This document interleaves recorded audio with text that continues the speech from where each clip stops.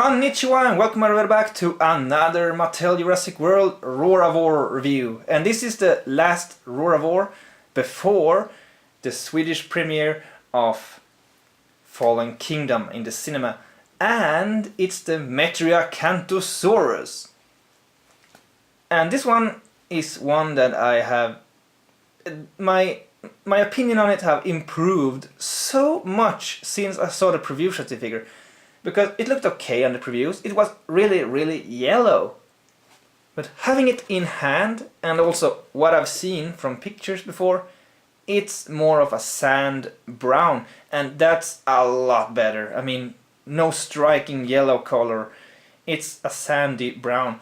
I mean, first it was really bright yellow, and then it was the preview pictures like on here, that's a little bit less bright, but still more yellowish. But then what we got was this, and that's absolutely fantastic. It's not exactly the artwork color from the Jurassic World artwork for Metriacanthosaurus, but it's close enough and I like it. This is one of the dinosaurs that I'm not sure if we will see in the new movie or not, because we have not seen it in any previews or trailers, but it is on the dinosaur list, but I'm not sure if it really is in the movie. But they did a good job on this figure by sculpting it in any case, compared to what my opinions on the Suchomimus were. I've been said a lot about that, but maybe, only maybe, if the Suchomimus, just like this one, is a lot darker, maybe I will like the figure in any case.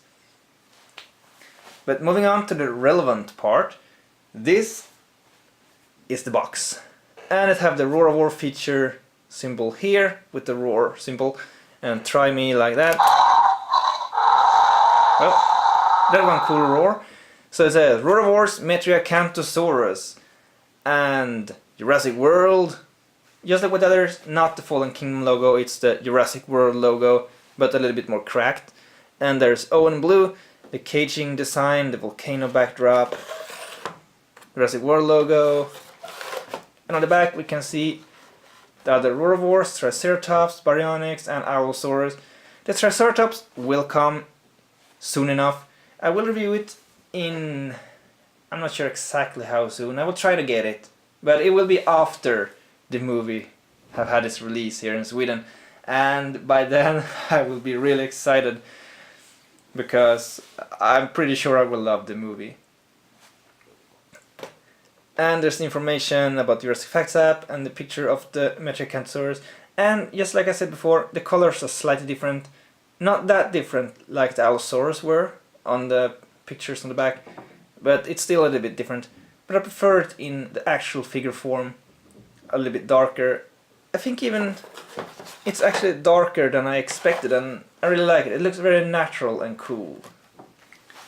And here we have it, the Metriacanthosaurus. And I must say the details on this figure is gorgeous. Just like the others, as expected, the details are top notch. And since I'm not sure if it is in the movie or not, I can only base it upon the artwork we saw from Jurassic World. And it's similar enough to that one. Not 100%, but similar enough. We can tell this is a Metriacanthosaurus, and that's what counts. The details and the skin, the textures, everything is really nice. I do hope we see it in the movie, because it would be nice to actually see every damn species, finally. Even the Suchomimus, because it's about the ones, and the Microceratus, I think. There are a few species we have not seen on screen, but have been on the list, been on the park lists for Jurassic World and all that. We know the species exist on there, but we have not seen them yet.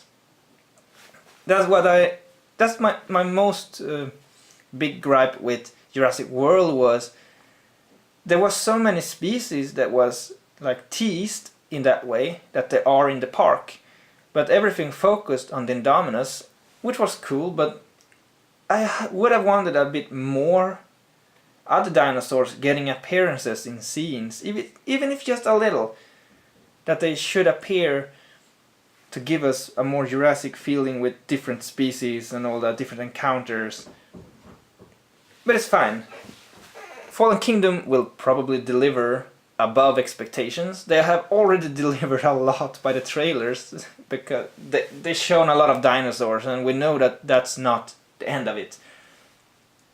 Because as the director said, you will see more dinosaurs than the other Jurassic Park movies combined, and that gives a good hint on what to expect.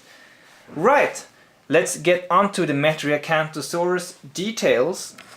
Starting off first, here we have the Jurassic Facts app code underneath the foot.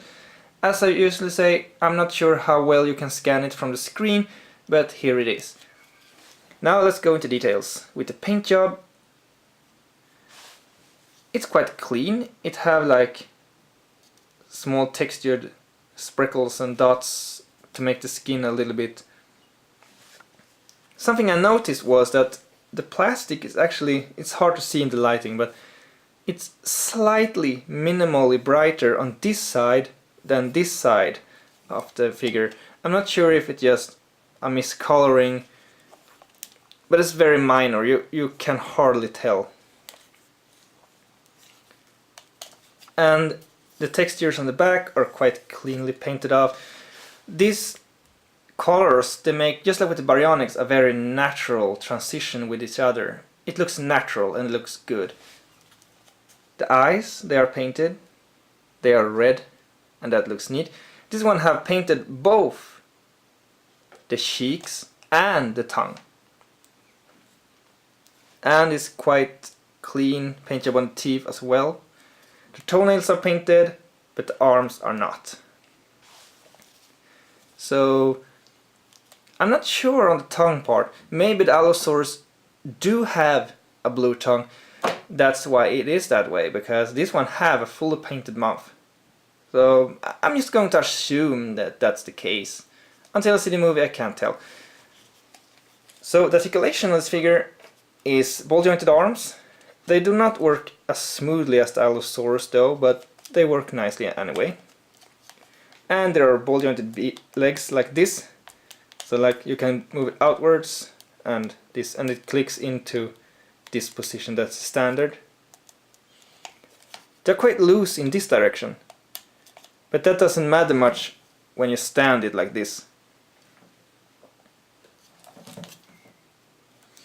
To note, this one have a little bit more prefixed pose. The body is curved like this. That's not on the other Roarivores.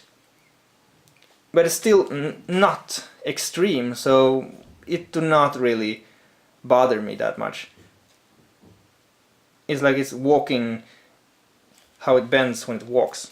And the tail needs to be pressed into place after opening it up, and it's slightly soft, so it's stiff but soft, so it will not break, it will just bend a little bit. And it's the same material as the legs, and the fingers and arms are like a little bit more bendy. Actually the head have been a little bit bendy plastic too. So it's only the main body that's hard plastic. So let's go on to the Roarivore main feature then. The roars.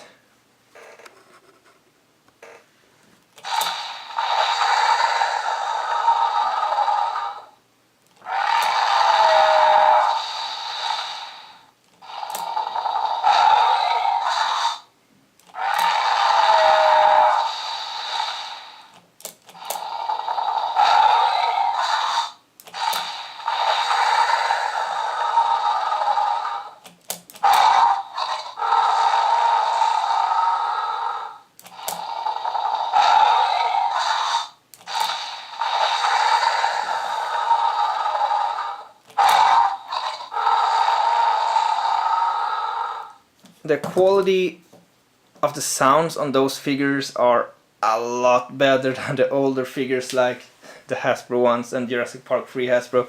It's really nice quality of sounds. Now you can actually see the plastic is a little bit different color here and here. In this lighting, this angle, it's quite obvious, but I mean, in most lightings and angles, it's not that much notable. So I'm not sure why, but that's just how it is. Now let's do some size comparison. And to note, just like with Allosaurus, since I'm not sure how it sounds in the movie, if this one is even in the movie, I can't compare the sounds to anything, so I'm not sure how official the sounds are to the creature itself and all that. So let's go on with the sizing. The Allosaurus is like very similar size. This one is actually have more body mass, it's a little bit fatter. It's more chubby compared to Allosaurus, it's more slim. But sizes are about the same in general. So the Baryonyx is the slimmest of them all. So the height and overall size is about the same on all of them. But this one has the most mass. Maybe not more than Triceratops, but that's nothing I can find out right now. So let's compare the sound qualities.